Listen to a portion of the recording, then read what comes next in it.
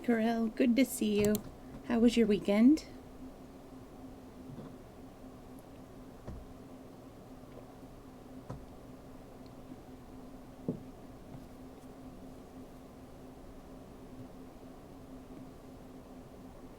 Ah, I'm sorry to hear that. Mine wasn't the greatest either. Um, hey, Kickin. Good to see you. Hope your weekend was going good. Random fact. Alrighty. Now I have to find. Oh, there we go.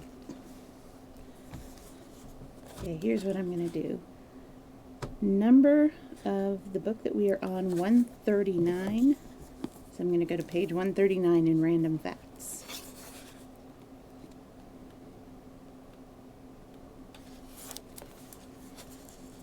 You will be smart. Huh. A new owl species is discovered approximately every 10 years. And okay, an adult produces enough hydrogen in their urine each year to drive a car 1,677 miles. Well, that's an interesting one. Well, my weekend could have been better. With the colder weather, everybody loves using their wood stove. So the air is very smoky, and my apartment doesn't have the best seal, so it just seeps right into our apartment. You walk out into the hallway, and it just is very strong in there. Oh no. So, I mean, this will help you go to sleep, so yeah. Oh, but one really cool thing is, I've been playing RuneScape, and my sister's been getting into it as well. And so I bought us, because, I'm doing all right money wise, so I bought us both year-long memberships because they had the sale going for their 20th anniversary. And it was $75 for the entire year, whereas normally it would be about $100.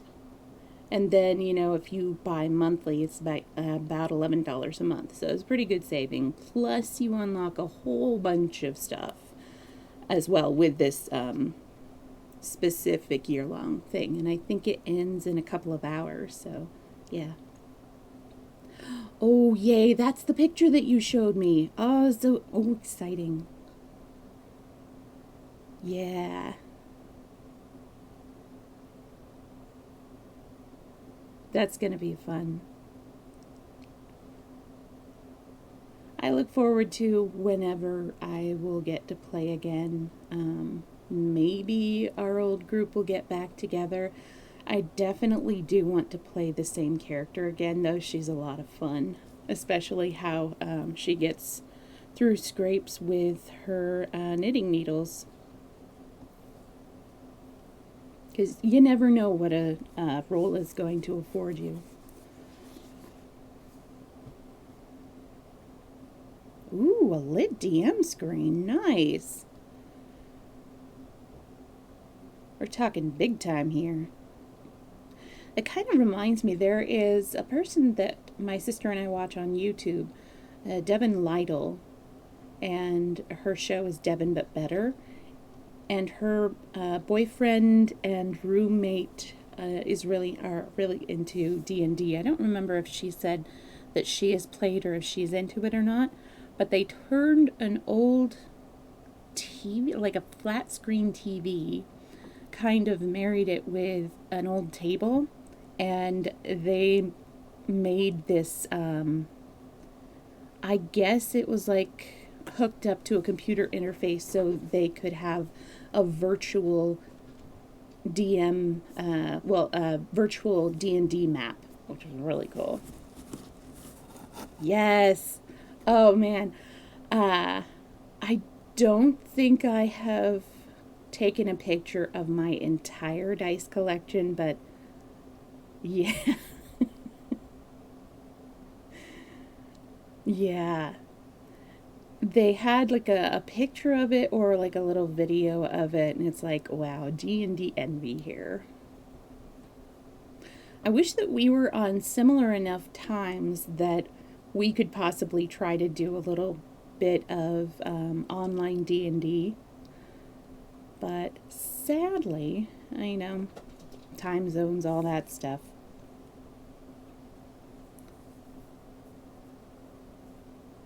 Oh, 50. Man, that was so long ago when I reached 50. That's about nine, like 8 or 9 sets, I think, to get to 50 dice. Yeah. Plus, then the other person that I would invite, like, had a couple in mind, lives in Australia, so that's even further away. Because for you right now, it is nighttime. For her, she's just waking up, and for me, it's the middle of the day. Although I just woke up recently, so, you know.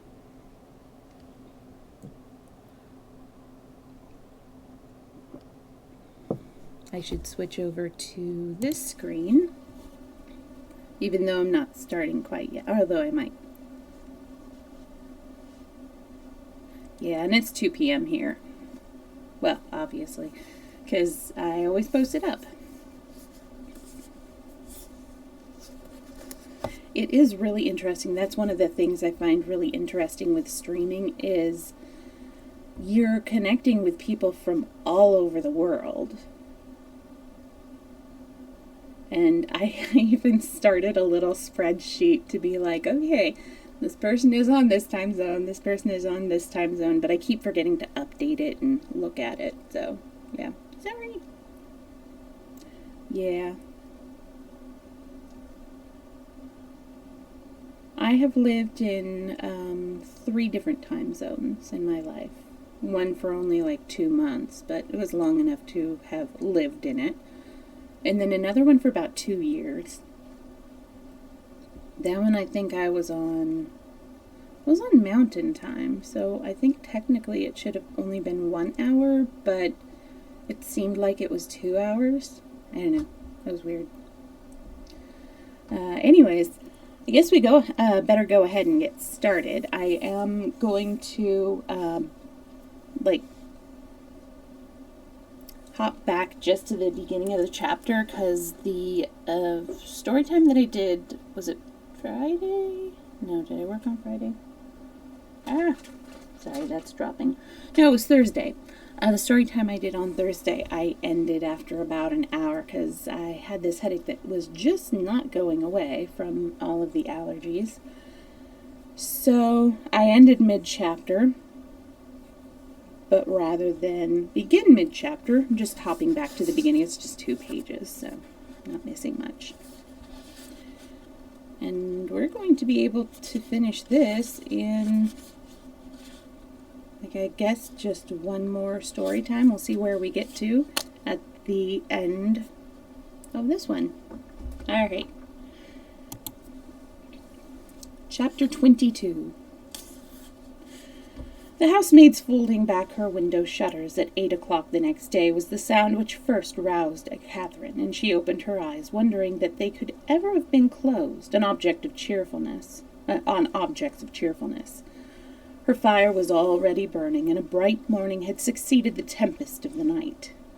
Instantaneously, with the consciousness of existence, returned her recollection of the manuscript, and springing from the bed in the very moment of the maid's going away, she eagerly collected every scattered sheet which had burst from the roll on its falling to the ground, and flew back to enjoy the luxury of their perusal on her pillow.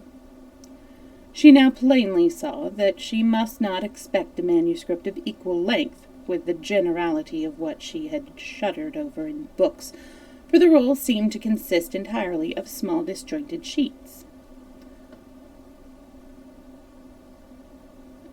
Hang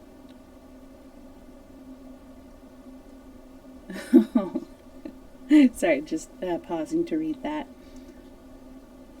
for the roll, seeming to consist entirely on small disjointed sheets, was altogether but of trifling size, and much less than she had supposed it to be at the first. Her greedy eye glanced rapidly over a page. She started at its import. Could it be possible, or did not her senses play her false? An inventory of linen, in coarse and modern characters, seemed all that was before her. If the evidence of sight might be trusted, she held a washing bill in her hand. She seized another sheet and saw the same articles with little variation. A third, a fourth, and a fifth presented nothing new. Shirts, stockings, cravats, and waistcoats faced her in each. Two others, penned by the same hand, marked an expenditure scarcely more interesting, in letters, hair powder, shoestring, and breeches ball. And the larger sheet, which had enclosed the rest, seemed by its first cramped line, "To Poultice Chestnut Mare." Farrier's bill. Such was the collection of papers, left perhaps as she could then suppose, by the negligence of a servant in the place whence she had taken them, which had filled her with the expectation and alarm, and robbed her of half her night's rest. She felt humbled to the dust. Could not the adventure in the chest have taught her wisdom? A corner of it, catching her eye as she lay, seemed to rise up in judgment against her. Nothing could now be clearer than the absurdity of her recent fancies. To suppose that a manuscript of many generations back could have remained undiscovered in a room such as that, so modern, so habitable, so that she should be the first to possess the skill of unlocking a cabinet, the key of which was open to all. Hang on a second, crazy cat. Hi. Are you going to be a nuisance, or are you going to leave me alone so that I can read? Very cute. I love you, Maestro. You are crazy. He's just being crazy right now, very hyper, running around all over the place, as a cat will, at random at times. How could she have so imposed on herself? Heaven forbid that Henry Tilney should ever know her folly. And it was in a great measure his own doing, for had not the cabinet appeared so exactly to agree with his description of her adventures, she should never have felt the smallest curiosity about it. This was the only comfort that occurred. Impatient to get rid of those hateful evidences of her folly, those detestable papers that scattered over the bed, she rose directly, and folding them up as nearly as possible in the same shade as before, returned them to the same spot within the cabinet, with a very hearty wish that no untoward accident might ever bring them forward again, to disgrace her even with herself. Why the locks should have been so difficult to open, however, was still something remarkable, for she could now manage them with perfect ease. In this there was surely something mysterious, and she indulged in the flattering suggestion for half a minute, till the possibility of the doors having been at first unlocked, and of being herself its fastener, darted into her head and cost her another blush. She got away as soon as she could from a room in which her conduct produced such unpleasant reflections, and found her way with all speed to the breakfast parlour, as it had been pointed out to her by Miss Tilney the evening before.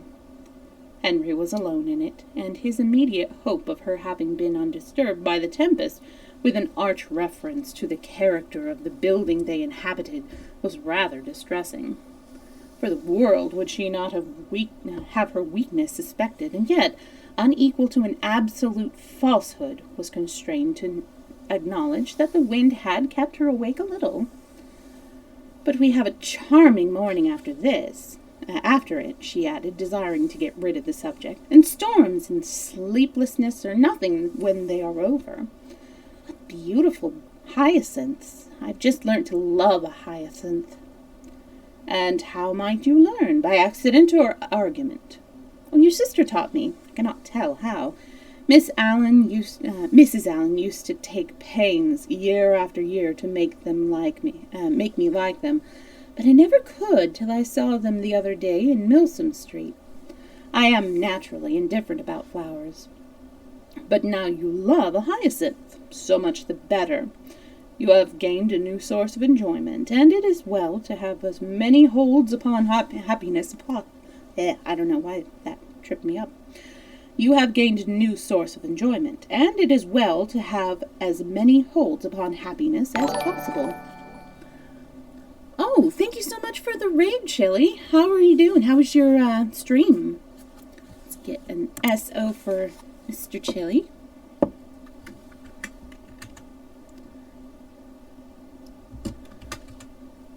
I'm so sorry about the mod being on high. Let's see, 421. Is that how we do it? Hey, there we go. Oh, nice. I'm gonna put my little meowing cat up right now. Take a little break. So welcome. Hi, Villa. Good to see you. And Cheeseball, how are you doing? And Tactical. Oh, thank you. It was, thank you so much for the follow. I just did like a stock footage search for an English manor because I'm reading some Jane Austen right now, Northanger Abbey. So, and it's something that looked a bit gothic, could be spooky, could just be a nice manor because it totally fits with the feel of Northanger Abbey. By the way, if you are not familiar with me, I am Storytime Sunny, and I do primarily Storytime streams, but I do some game streams as well. Oh, good. Good to hear. I know I've never been in one quite that big. We have this really nice house in the area where I live, because I live in mining town, and one of the families that sort of ran one of the mines, he had this penchant for, you know, the really nice, very heavily in stone architecture, and it is a beautiful place. It's definitely small, on the small side, and it has these rambling gardens, beautiful. So a lot of the high school seniors get their senior portraits taken. A couple of the schools do their graduation ceremonies there. It's just, yeah, it's a nice place to peruse. Anyways, these are my socials here, right there. And all of my story times I will save and put up on YouTube. They're all in playlist form, so you can go back and listen to them. Don't have to worry about finding the next one in the series. Just to make it easier for, like, if you come into the middle of the story or nearing the end, because Twitch will sort of retire their videos after a couple of weeks. This way they're up for a while, so you don't have a time crunch there. Plus, it's easier to search for on YouTube. I've never been to UK. I've always wanted to go and like see all of the architecture, go into their bookstores, because they have some pretty cool ones there. Yeah. Anyways, that is me. Good to hear that your stream went well. I haven't seen Resident Evil in a while, like the games. I should go back and rewatch them. I've been getting into RuneScape personally. That's a game from the UK actually, and I used to play it a long time ago. Was a member for many years, got a really high level character. Then I couldn't play it because my laptop got so old. And when I decided to get back into it for my streamiversary earlier in the month, I found out that my old character had been hacked and banned, permanently banned, so I just started a new one. Oh, nice. It's kind of fun going back to like earlier games in a series when you've played the later ones. Yeah, I don't really mind that I have to start over again because, you know, I get to rediscover stuff. There's a lot of new stuff that's been added since I stopped playing, and so I kind of get to build those up alongside everything else. Plus, early game RuneScape is so satisfying because you raise levels like crazy. Higher level RuneScape, also really fun because you unlock some really amazing places, but it takes forever to level up. So, I'm finding my fun places. Plus, I know secrets of, how to train certain things, how to get to certain places. And so it's kind of expanding my enjoyment of early game RuneScape. But I think I'm going to go ahead actually and continue with the story. We are in the middle of Northanger Abbey. Sorry, as the title suggests. And we're in about part 5, technically. Although last story time was ended short. Anyways, in the story so far, it is a simple country girl who has gone to like a bigger city for their season, which is it just means that like the higher class people go and they just mingle and they get to know each other and they have balls and dances and go to the theater, just idle fun. And she becomes acquainted with a couple of families, one of which is the Tilneys, who I was calling the Tinleys for a couple of years before I kind of stumbled upon, oh, that's not actually how it goes. Earlier in this story time, it's been years, kind of eating crow about that. And then the other ones were the Thorpes. And, you find out that they're, probably, we're not sure. They're a complicated family. But anyways, she has just been invited to spend a long time, some indeterminate amount of time, up at Northanger Abbey with the Tilneys. And she definitely has eyes for Henry Tilney and has become best friends with his sister, Elizabeth? I think it's Elizabeth Tilney. They usually go by Miss Tilney. They're just saying Miss Tilney, so she's not on first name basis with the sister and their father. So I'm going to, I have this guy right here. He is Maestro. He is one of my 2 cats. As you can see over here, we have Maestro on the shelf and Snockings sniffing his tail. So when I'm chatting between chapters, I will. Now I have to go find him. He just ran away. He's been so hyper this morning. Well, not morning. I'll be right back. Maestro. Pants. His nickname is Pants. Hi. Want a treat? You want to have it on the desk? Or do you insist on having them on the floor? Fun. Fancy. And I must go find Snockings too. Come on, Pants. Really? Really? You're just going to stare at it? Fine. Here you go. So that is from Corel. And I am going to go... no, that was... Mr. Chili gave you those treats. And Corel is giving Snockings the treats. Yeah. So let me go find Snockings. So that was from Mr. Chili. He thanks you very much. Is Snockings in there?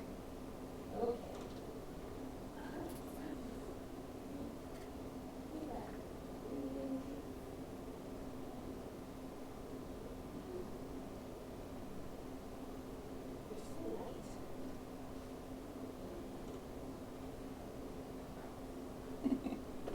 Snockings is purring up a storm because she gets attention and she gets treats. So you'll get a little bit of ASMR from her. Hi. Nice. Stick around, dear. Here you go. Oh, it's behind you. Nice.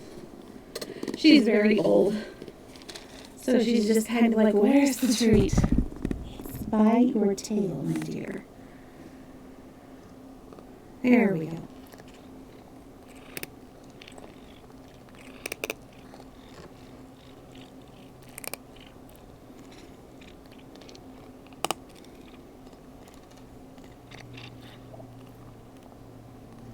You got them all? You got them all. Nice. And now she's done. And that was from Corral. All right, so whenever I'm chatting, like at the beginning of the stream or between chapters, I will have Maestro over here on the left side of the screen up with the whole meowing goodness. And then when we're reading our chapters, she goes away. All right.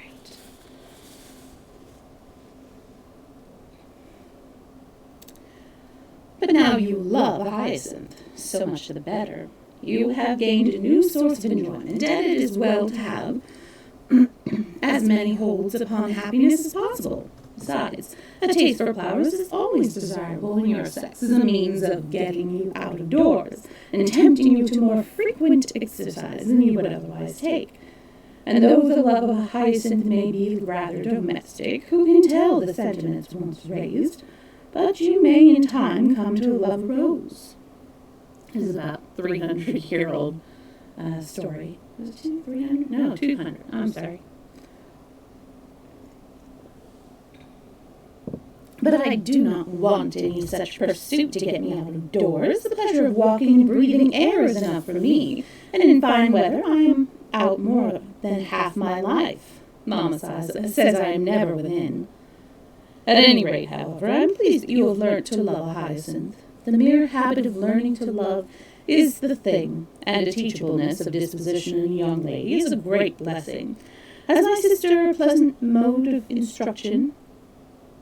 Catherine was saved the embarrassment of attempting an answer by the entrance of the general, whose smiling compliments announced a happy state of mind, but whose gentle hint of sympathetic early rising did not advance her composure. The elegance of the breakfast was set forth, The elegance of the breakfast set forced itself on Catherine's notice when they were seated at table, and luckily it had been the general's choice. He was enchanted by her approbation of its taste, confessed it to be neat and simple, thought it right to encourage the manufacture of his country, and for his part, to his uncritical palate. The tea was as well flavored from the clay of Staffordshire as from that of Dresden or Sèvres. But this was quite an old set, purchased 2 years ago. The manufacture was much improved since that time. He had seen some beautiful specimens when last in town, and had he not been perfectly without vanity of that kind, might have been tempted to order a new set. He trusted, however, that an opportunity might ere long occur of selecting one, though not for himself. Catherine was probably the only one of the party who did not understand him. Shortly after breakfast, Henry left them for Woodston, where business required and would keep him 2 or 3 days. They all attended in the hall to see him mount his horse, and immediately on re-entering the breakfast room, Catherine walked to a window in the hope of catching another glimpse of his figure. "This is a somewhat heavy call upon your brother's fortitude," observed the general to Eleanor. "Woodston will make but a sombre appearance today."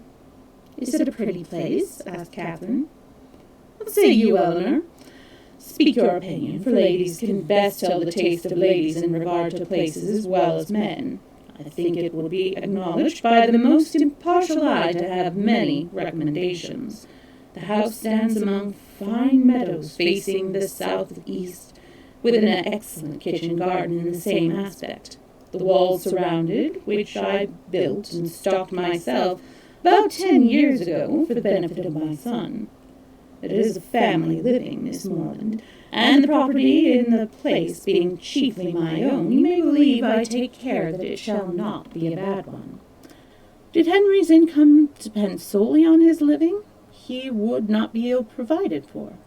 Perhaps it may seem odd that with only 2 younger children I should think any profession necessary for him, and certainly there are moments when we could all wish him disengaged from every tie to business. But though I may not exactly make converts of you young ladies, I am sure your father, Mr. Morland, would agree with me in thinking it expedient to give every young man some employment. The money is nothing, it is not an object, but employment is the thing.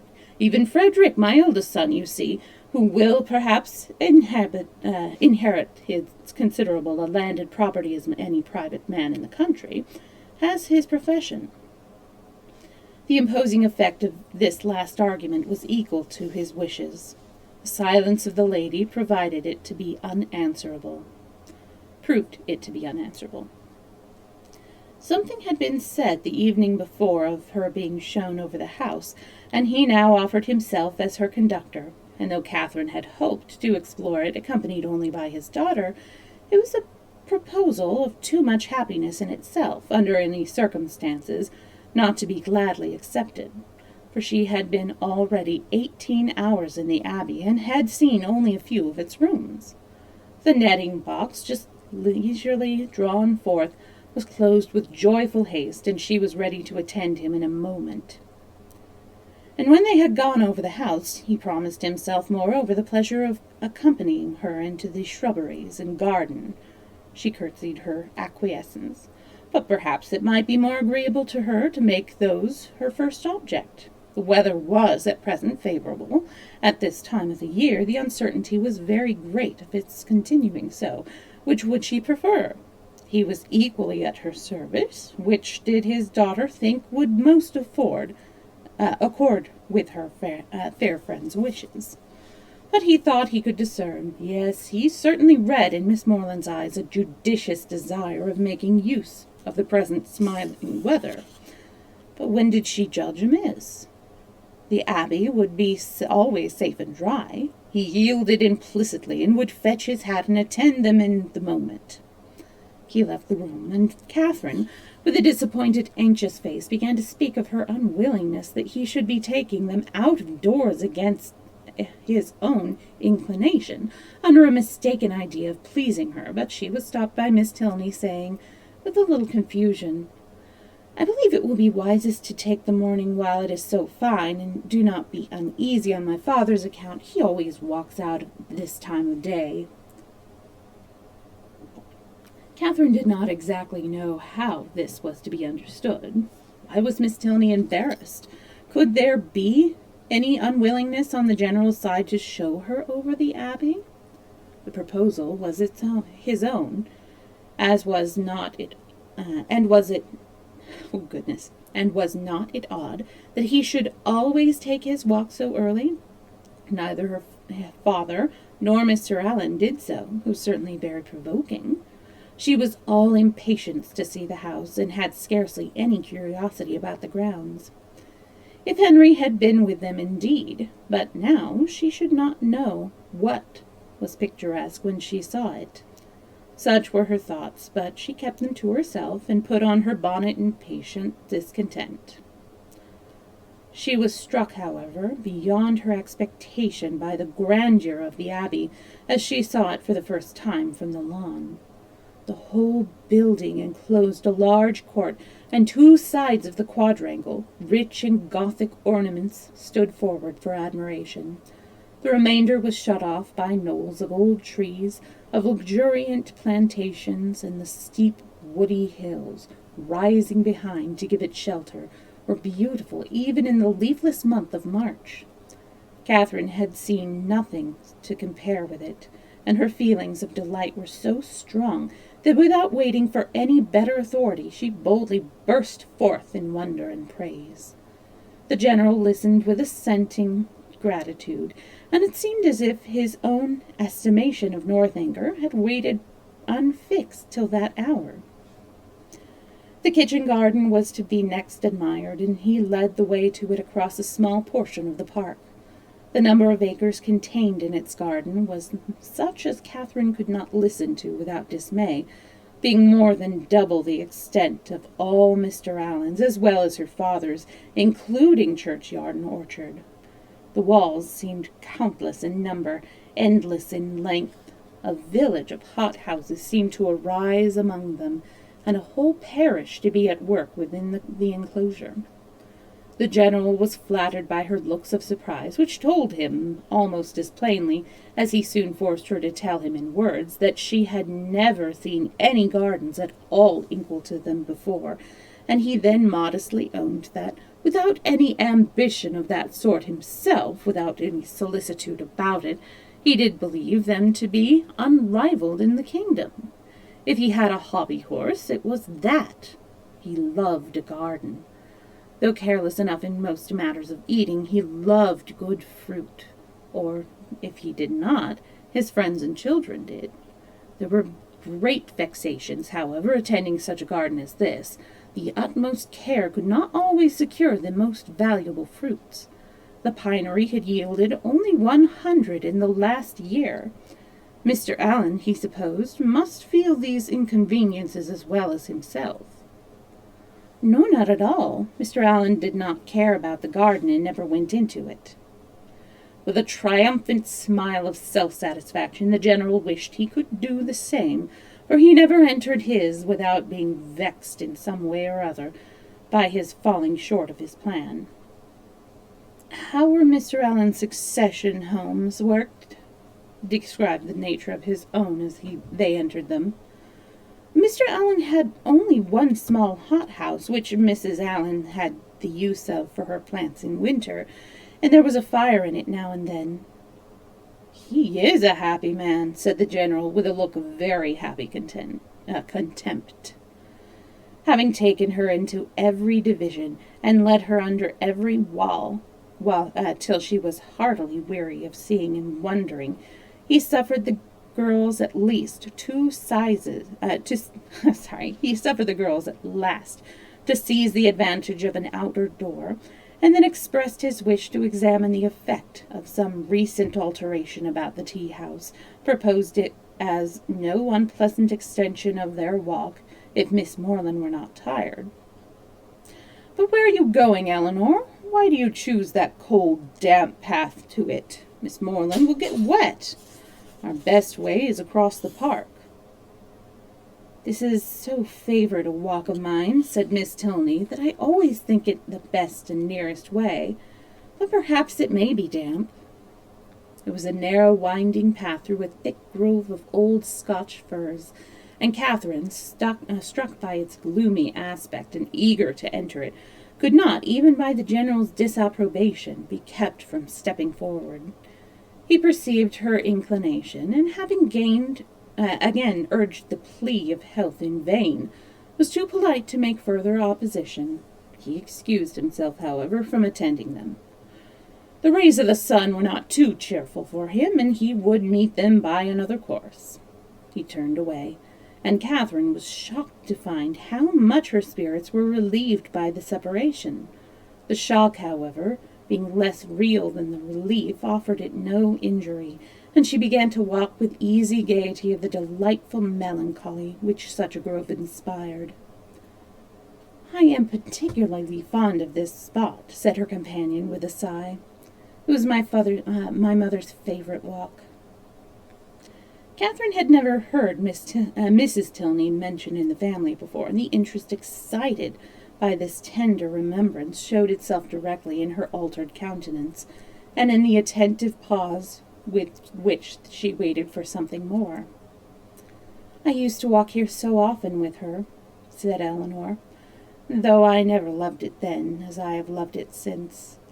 At that time, indeed, I used to wonder at her choice, but her memory endears it now. And ought it not, reflected Catherine, to endear it to her husband? Yet the general would not enter it. Miss Tilney continuing silent, she ventured to say, Her death must have been a great affliction. A great and increasing one, replied the other in a low voice. I was only 13 when it happened, and though I felt my loss perhaps as strongly as one so young could feel it, I could not then know what a loss it was. She stopped for a moment, and then added with great firmness, I have no sister, you know, and though my brothers are very affectionate, and Henry is a great deal here, which I am most thankful for. It is impossible for me not to be often solitary. To be sure, you must miss him very much. My mother would have been always present. A mother would be a constant friend. Her influence would have been beyond all others. Was she a very charming woman? Was she handsome? Was there any picture of her in the Abbey, and why had she been so partial to that grove? Was it from dejection of spirits? Were questions now eagerly pouring forth. The first three received a ready affirmation, and the other two were passed by, and Catherine's interest in the deceased Mrs. Tilney augmented with every question, whether answered or not. Of her unhappiness in marriage she felt persuaded. The general certainly had been an unkind husband. He did not love her walk. Could he therefore have loved her? And besides, handsome as he was, there was a something in the turn of his features which spoke his not having behaved well to her. Her picture, I suppose, blushing at the consummate art of her own question, hangs in your father's room? No, it was intended for the drawing room, but my father was dissatisfied with the painting, and for some time it had no place. Soon after her death I obtained it for my own, and hung it in my bedchamber, where I shall be happy to show it to you. It is very like.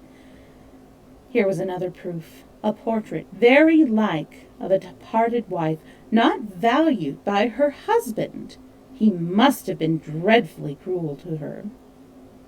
Catherine attempted no longer to hide from herself the nature of the feelings which, in spite of all his attentions, he had previously excited, and what had been terror and disdain before was now absolute aversion. Yes, aversion. His cruelty to such a charming woman made him odious to her. She had often read of such characters which Mr. Allen had been used to call unnatural and overdrawn, but here was proof positive of the contrary. She had just settled this point when the end of the path brought them directly upon the general, and in spite of all her virtuous indignation, she found herself again obliged to walk with him, listen to him, and even to smile when he smiled. Being no longer able, however, to receive pleasure from the surrounding objects, she soon began to walk with lassitude, and the general perceived it, and with a concern for her health, which seemed to reproach her for her opinion of him, was most urgent for returning with his daughter to the house. He would follow them in a quarter of an hour.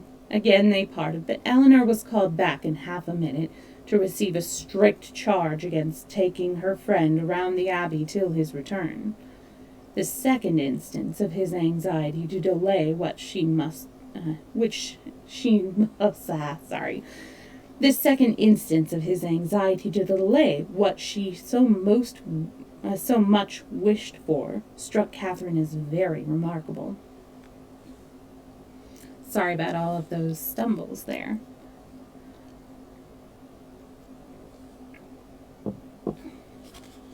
Chapter 23. An hour passed away before the general came in, spent, on the part of his young guest, in no very favorable consideration of his character. This lengthened absence, these solitary rambles, did not speak a mind at ease, or a conscience void of reproach. At length he appeared, and whatever might have been the gloom of his meditations, he could still smile with them. Miss Tilney, understanding in part her friend's curiosity to see the house, soon revived the subject, and her father, being contrary to Catherine's expectations, unprovided with any pretense for further delay, beyond that of stopping 5 minutes to order refreshments to be in the room by their return, was at last ready to escort them. They set forward, and with a grandeur of air, a dignified step which caught the eye, but could not shake the doubts of the well-read Catherine, he led the way across the hall, through the common drawing-room and one useless antechamber, into a room magnificent both in size and furniture, the real drawing-room, used only with company of consequence. It was very noble, very grand, very charming. was all that Catherine had to say, for her indiscriminating eye scarcely discerned the color of the satin, and all minuteness of praise, all praise that had much meaning, was supplied by the general. The costliness or elegance of any room fitting up could be nothing to her.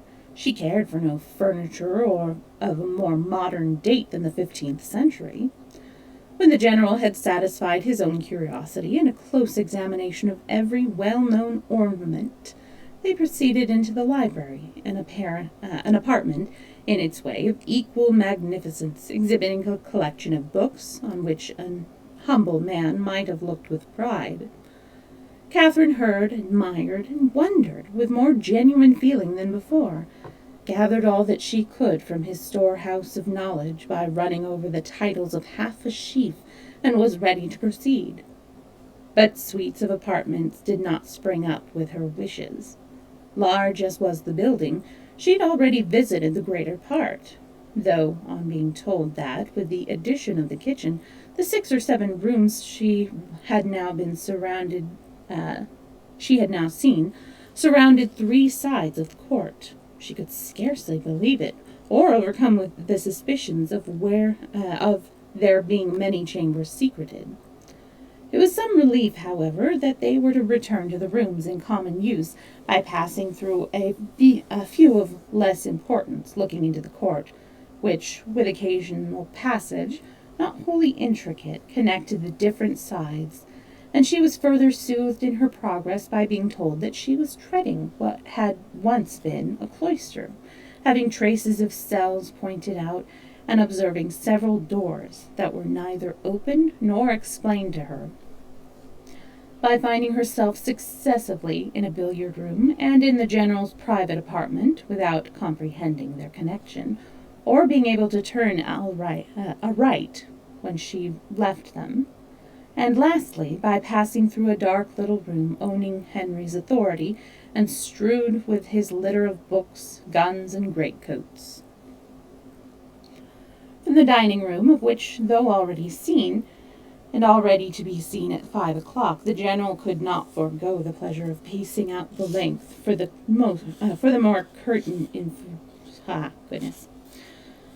The general could not forego the pleasure of facing out of the length for the more certain information of Miss Morland, as to that she neither doubted nor cared for.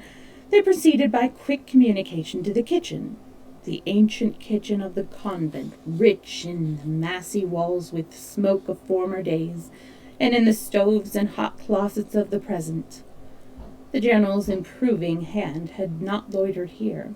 Every modern invention to facilitate the labor of the cooks had been adopted within their spacious theater, and when the genius of others had failed, his own had often produced the perfection wanted.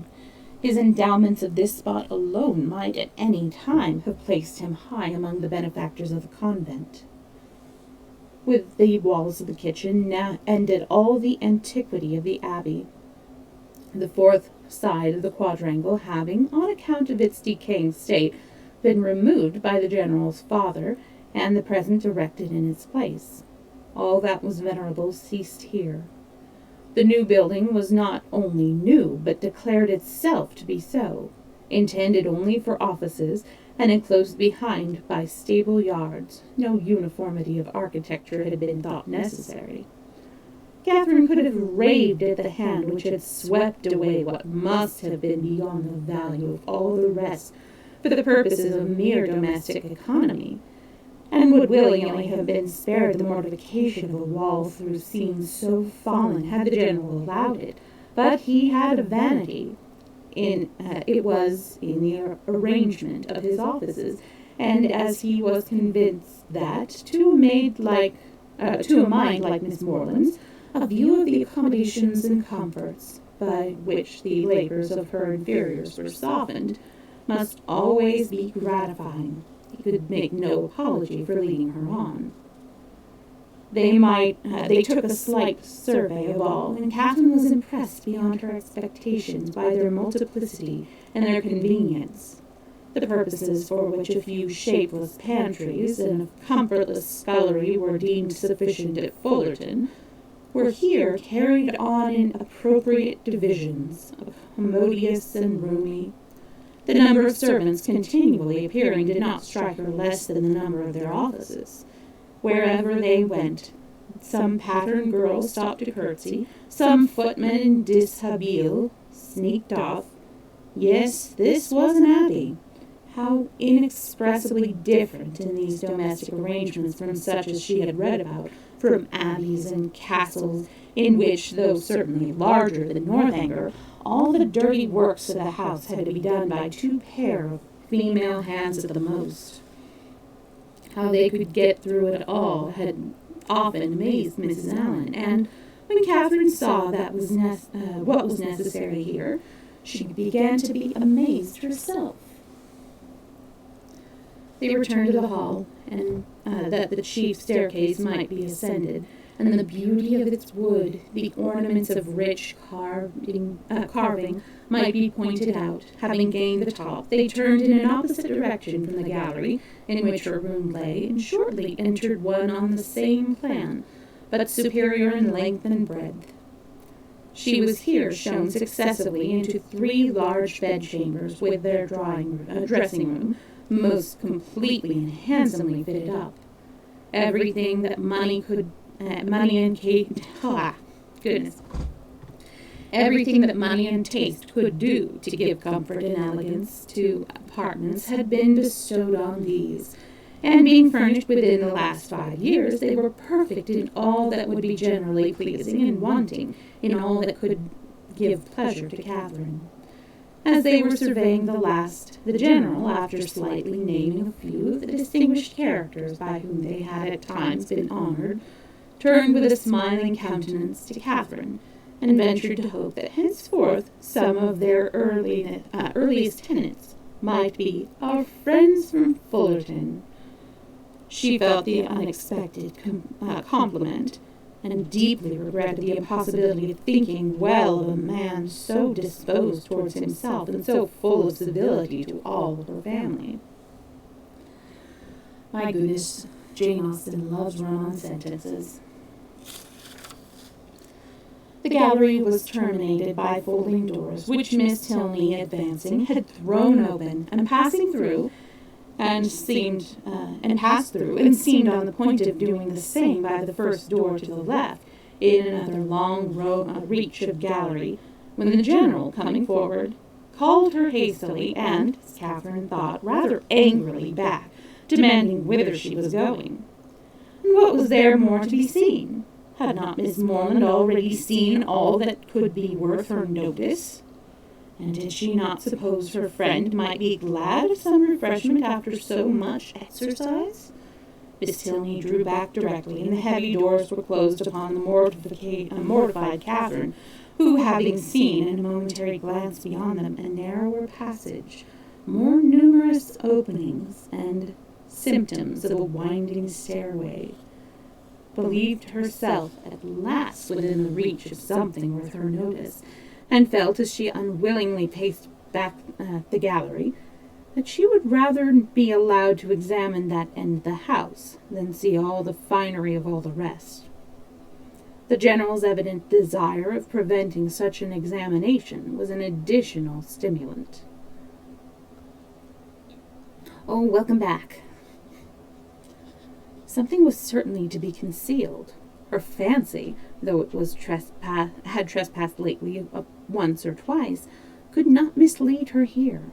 And what that something was, a short sentence of Miss Tilney's, as they followed the general at some distance downstairs, seemed to point out. "I was going to take you into what was my mother's room, the room in which she died," were all her words, but few as they were, they conveyed pages of intelligence to Catherine. It was no wonder that the general should shrink from the sight of such objects as that room must contain, a room in all probability never entered by him since that dreadful scene had passed, which released his suffering wife and left him to the stings of consciousness.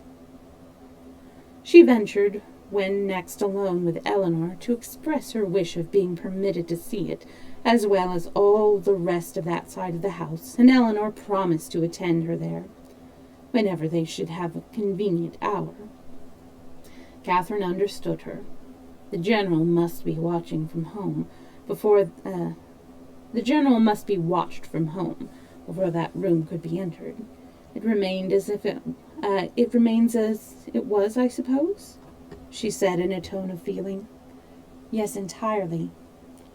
And how long ago may it be that your mother died? She's been dead these 9 years.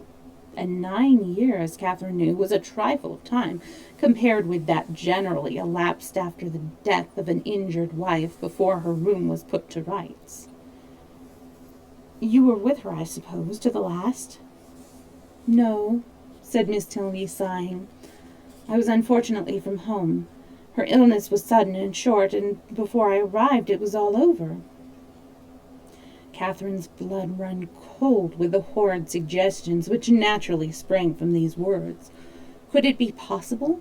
Could Henry's father, and yet how many were the examples to justify even the blackest suspicions? And when she saw him in the evening, while she worked with her friend, slowly pacing the drawing-room for an hour together in silent thoughtfulness, the downcast eyes and contracted brow, she felt secure from all possibility of wronging him. It was the air and attitude of a Montoni, but could more plainly speak the gloomy workings of a mind not wholly dead to every sense of humanity in its fearful review of past scenes of guilt. Unhappy man! And the anxiousness of her spirits directed her eyes towards his figure so repeatedly as to catch Miss Tilney's notice. My father, she whispered, often walks about the room on his way. It is nothing unusual. So much the worse, thought Catherine. Such ill-timed exercise was of a piece with the strange unseasonableness of this morning walks and boded nothing good. After an evening, the little variety and seeming length of which made her peculiarly sensible. Why am I stumbling today?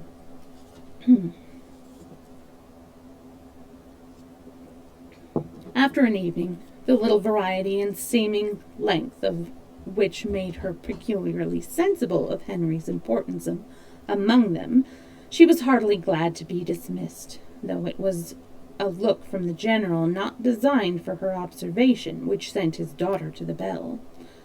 When the butler would have lit his master's candle, however, he was forbidden. The latter was not going to retire. I have many pamphlets to finish, said he to Catherine, before I can close my eyes, and perhaps may be boring over the affairs of the nation for hours after you are asleep.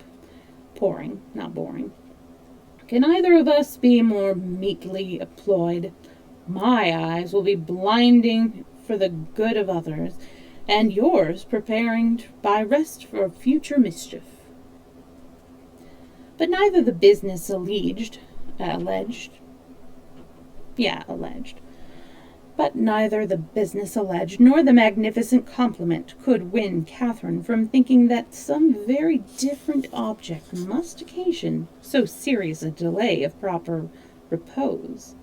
To be kept up for hours after the family were in bed by stupid pamphlets was not very likely. There must be some deeper cause. Something was to be done which could be done only while the household slept, and the probability that Mrs. Tilney yet lived, shut up for cause unknown, and receiving from the pitiless hands of her husband a nightly supply of coarse food, was the conclusion which necessarily followed. Shocking as was the idea, it was at least better than a death unfairly hastened, as, in the natural course of things, she must ere long be released. The suddenness of her reputed illness, the absence of her daughter, and probably of her other children at the time, all favored the supposition of her imprisonment. Its origin, jealousy perhaps, or wanton cruelty, was yet to be unravelled. In resolving these matters while she undressed, it suddenly struck her as not unlikely that she might that morning have passed near the very spot of this unfortunate woman's confinement, might have been within a few paces of the cell in which she languished out her days. For what part of the abbey could be more fitted for the purpose than that which yet bore the traces of monastic division? In the high arched passage, paved with stone which already she had trodden with peculiar awe, she well remembered the doors of which the general had given no account. To what might not those doors lead? In support of the plausibility of this conjecture, it further occurred to her that the forbidden gallery in which lay the apartments of the unfortunate Mrs. Tilney must be, as certainly as her memory could guide her, exactly over this suspected range of cells, and the staircase by the side of those apartments of which she had caught a transient glimpse, communicating by some secret means with those cells, might well have favored the barbarous proceedings of her husband. Down that staircase she had perhaps been conveyed in a state of well-prepared insensibility. Catherine sometimes started at the boldness of her own surmises, and sometimes hoped or feared that she had gone too far, but they were supported by such appearances as made her their dismissal impossible. The side of the quadrangle in which she supposed the guilty scene to be acting, being, according to her belief, just opposite her own, it struck her that, if judiciously watched, some rays of light from the general's lamp might glimmer through the lower windows as he passed to the prison of his wife. Twice before she stepped into bed, she stole gently from her room to the corresponding window in the gallery to see if it appeared. But all abroad was dark, and it must yet be too early. The various ascending noises convinced her that the servants must still be up. Till midnight she supposed it would be in vain to watch, but then, when the clock had struck 12 and all was quiet, she would, if not quite appalled by darkness, steal out and look once more. The clock struck 12, and Catherine had been half an hour asleep.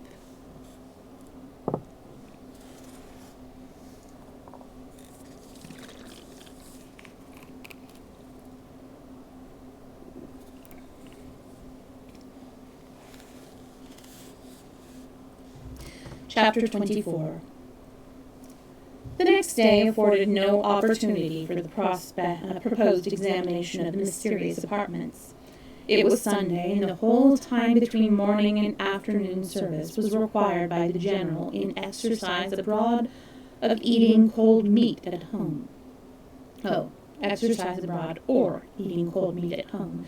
And great as was Catherine's curiosity, her courage was not equal to a wish of exploring them after dinner, either by the fading light or the sky between 6 and 7 o'clock, or by the yet more partial, though stronger illumination of a treacherous lamp. The day was unmarked, therefore, by anything to interest her imagination beyond the sight of a very elegant monument to the memory of Mrs. Tilney, which immediately fronted the family pew.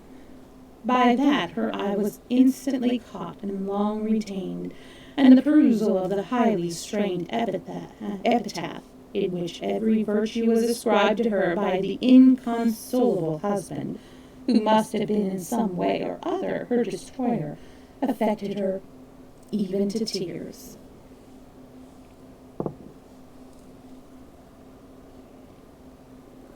That the general, having erected such a monument, should be able to face it was not perhaps very strange, and yet that he could sit so boldly collected within its view, maintain so elevated an air, look so fearlessly around, nay, that he should even enter the church, seemed wonderful to Catherine.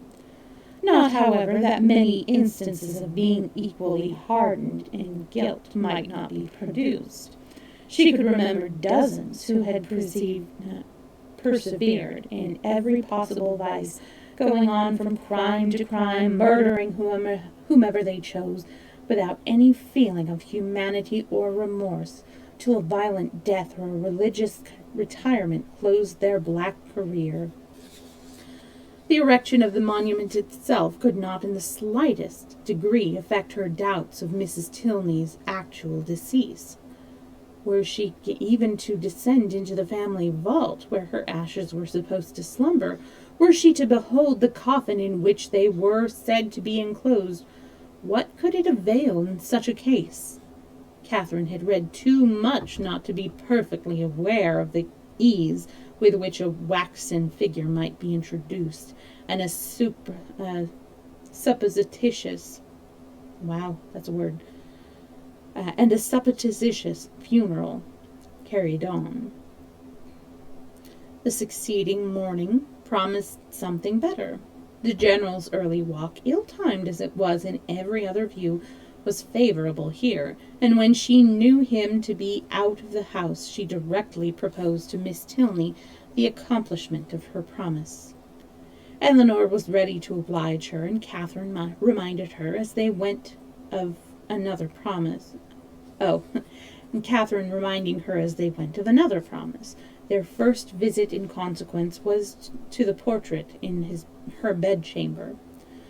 It presented a very lovely woman with a mild and pensive countenance, justifying, so far, the expectations of her new observer. But they were not in every aspect answered, for Catherine had depended upon meeting with features, hair, complexion, that should be the very counterpart, the very image, if not of Henry's, of Eleanor's, the only portrait of which she had been in the habit of thinking, bearing always an equal resemblance of mother and child. A face once taken was taken for generations, but here she was obliged to look and consider and study for a likeness. She contemplated it, however, in spite of this drawback, with much emotions, and but for a yet stronger interest would have left it unwillingly. Her agitation as they entered the great gallery was too much for an endeavor in discourse. She could only look at her companion. Eleanor's countenance was dejected, yet sedate, and its composure spoke her inured to all the gloomy objects to which they were advancing. Again she passed through the folding doors. Again her hand was upon the important lock, and Catherine, hardly able to breathe, was turning to close the former with fearful caution, when the dreaded figure of the general himself, at the further end of the gallery, stood before her. The name of Eleanor at the same moment, in his loudest tone, resounded through the building, giving to his daughter the first intimation of his presence, and to Catherine terror upon terror. An attempt at concealment had been her first instinctive movement on perceiving him, yet she could scarcely hope to have escaped his eye, and when her friend, who, with an apologizing look, darted hastily by her, had joined and disappeared with him, she ran for safety to her own room, and locking herself in, believed that she should never have courage to go down again. She remained there at least an hour, in the greatest agitation, deeply commiserating the state of her poor friend, and expecting a summons herself from the angry general to attend him in his own apartment. No summons, however, arrived, and at last, on seeing a carriage drive up to the abbey, she was emboldened to descend and meet him under the protection of visitors. The breakfast-room was gay with company, and she was named to them by the general as the friend of his daughter, in a complimentary style, which so well concealed his resentful ire as to make her feel secure at least of life for the present. And Eleanor, with a command of countenance which did honor to her concern for her character, taking an early occasion of saying to her, "My father only wanted me to answer a note," she began to hope that she had either been unseen by the general, or that from some consideration of policy she should be allowed to suppose herself so. Upon his trust she dared still to remain in this presence after the company left them, and nothing occurred to disturb it. In the course of this morning's reflections, she came to a resolution of making her next attempt on the forbidden door alone. It would be much better in every respect that Eleanor should know nothing of the matter. To involve her in the danger of a second detention, to court her into an apartment which must wring her heart, could not be the office of a friend. The general's utmost anger could not be to herself what it might be to a daughter, and besides, she thought the examination itself would be more satisfactory if made without any companion.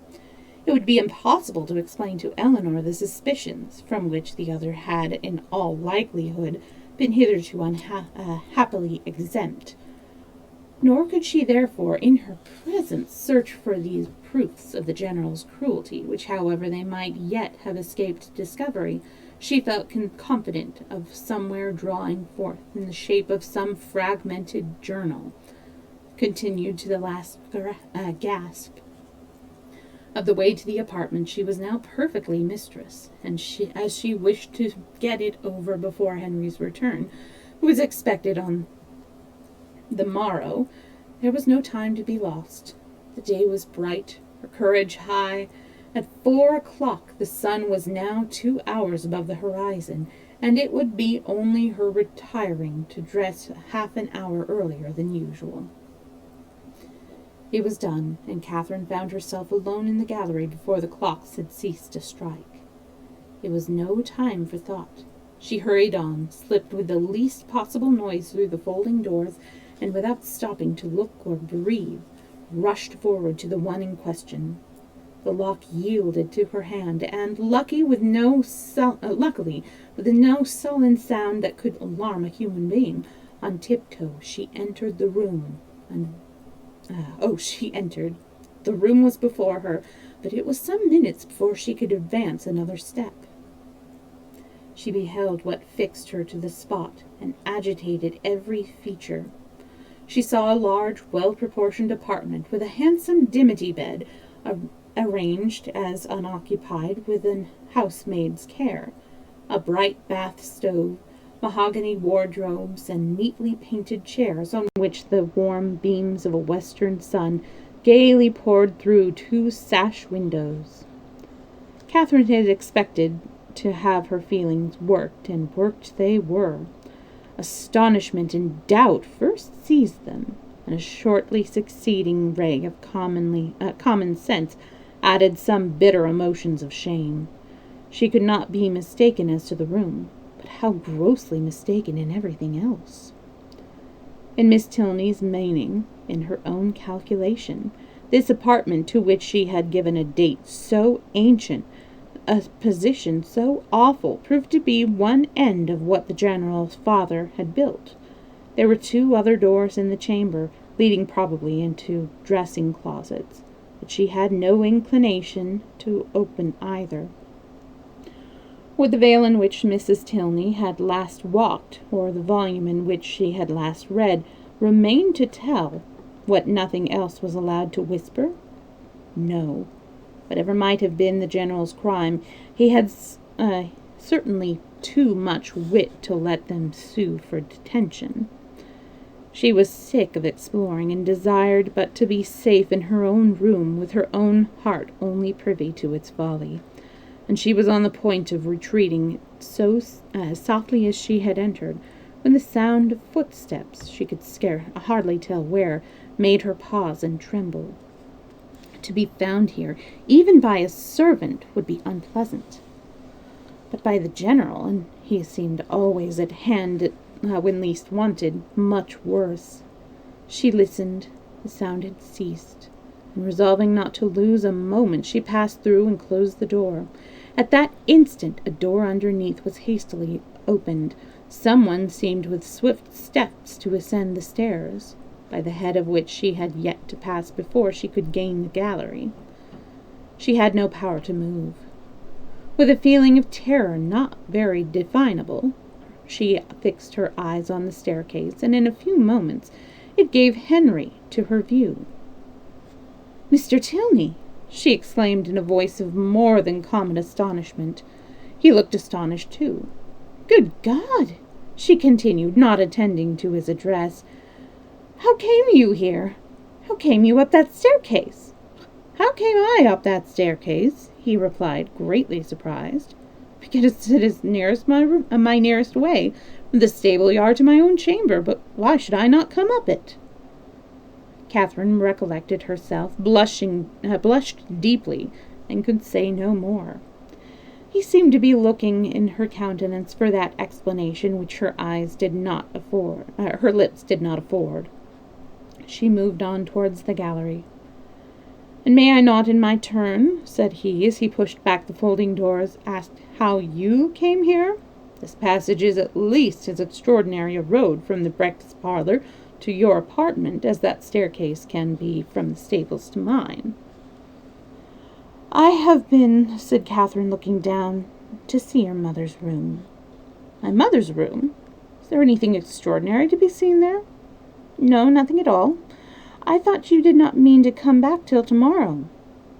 "I did not expect to be able to return sooner when I went away, but 3 hours ago I had the pleasure of finding nothing to detain me. You look pale. I'm afraid I alarmed you by running so fast up those stairs. Perhaps you did not know. You were not aware of their leading from the offices to common use? "Oh, no, I was not. You have had a very fine day for your ride." "Very. And does Eleanor leave you to find your way into all the rooms in the house by yourself?" "Oh, no, she showed me over the greatest parts on Saturday, and we were coming here to these rooms, but only," dropping her voice, "your father was with us." "And that prevented you," said Henry, earnestly regarding her. "Have you looked into all the rooms in that passage?" "No, I only wanted to see.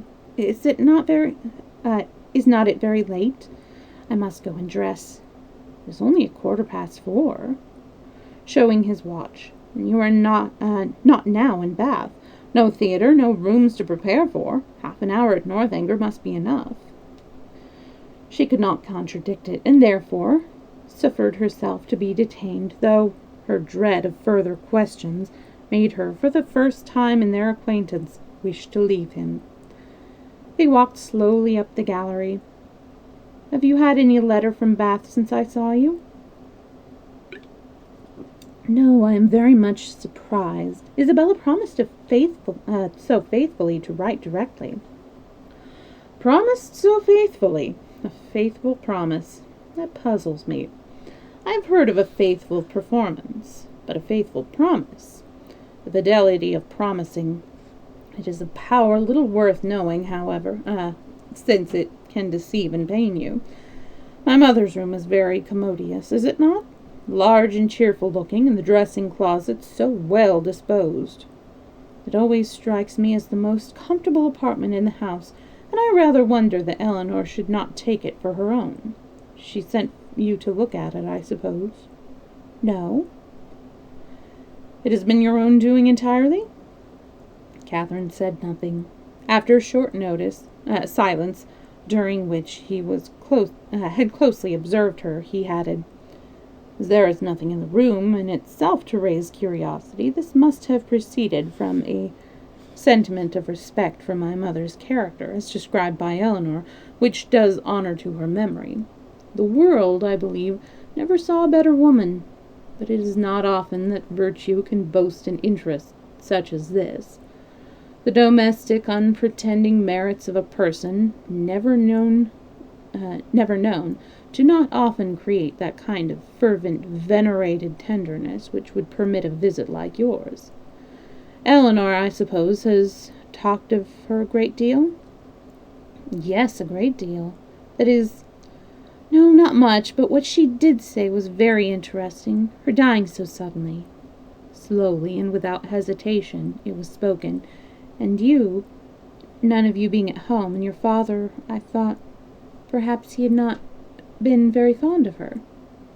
And from these circumstances, he replied, his quick eye fixed on hers, you infer perhaps the probability of some negligence, some involuntarily, she shook her head, or it may be of something still less pardonable.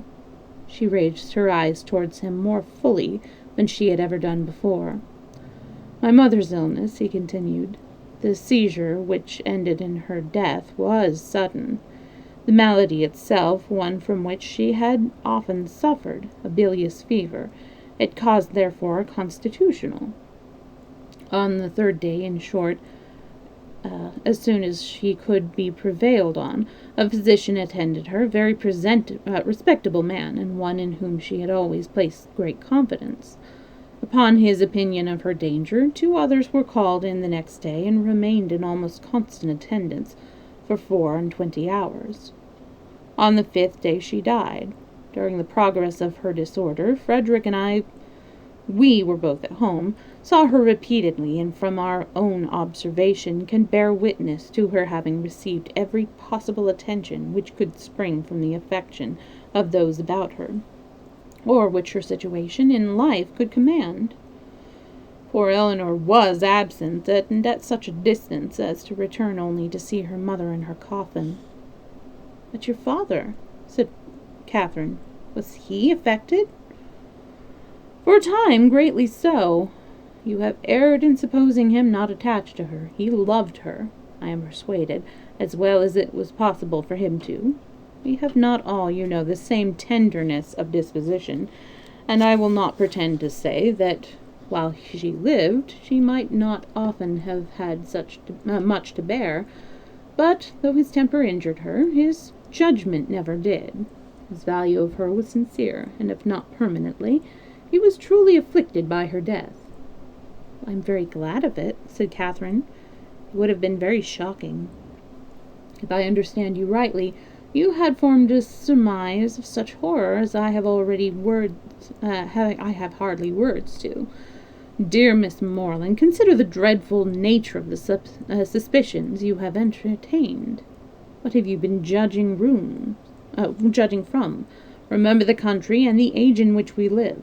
Remember that we are English, that we are Christians. Consult your own understanding, your own sense of the probable, your own observation of what is passing around you. Does your education prepare us for such atrocities? Do your laws connive at them? Could they be perpetrated without being known in a country like this, where social and literary intercourse is on such a footing, where every man is surrounded by a neighborhood of voluntary spies, and where roads and newspapers lay everything open? Dearest Miss Morland, what ideas have you been admitting? They had reached the end of the gallery, and with tears of shame she ran off to her own room.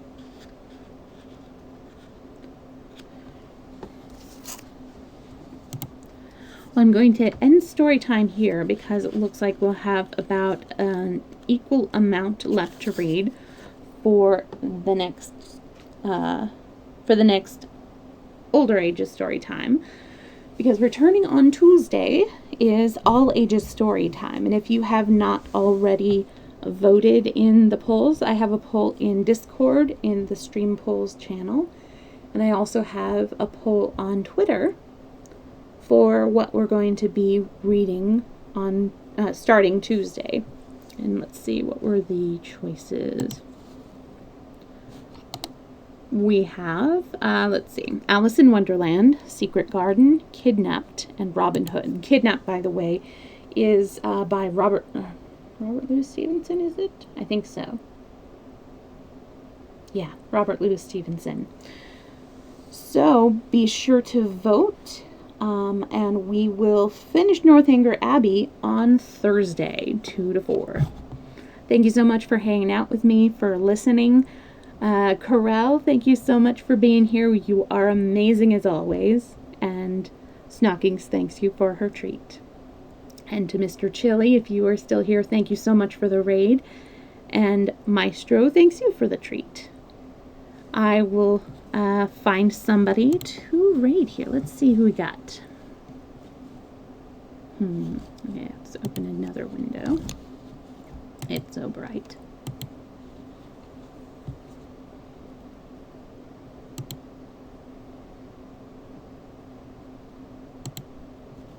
Okay, so we have... Oh, Shiny is still on. Oh, Bafiki's on.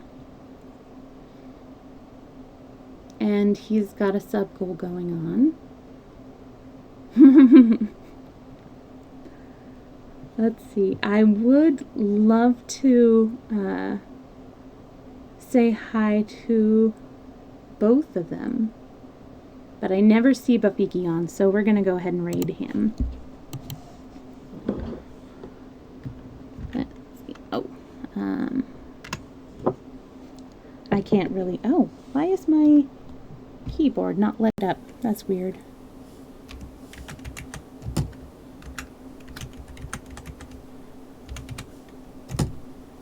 Yeah, there we go. All right.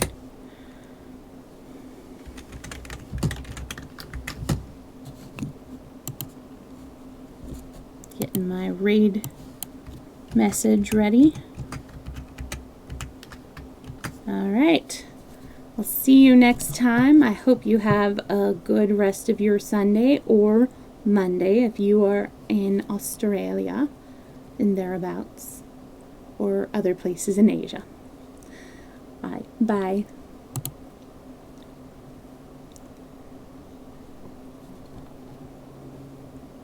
I'm just tripping. Damn, dude! That's the third raid today. Thank you for the raid.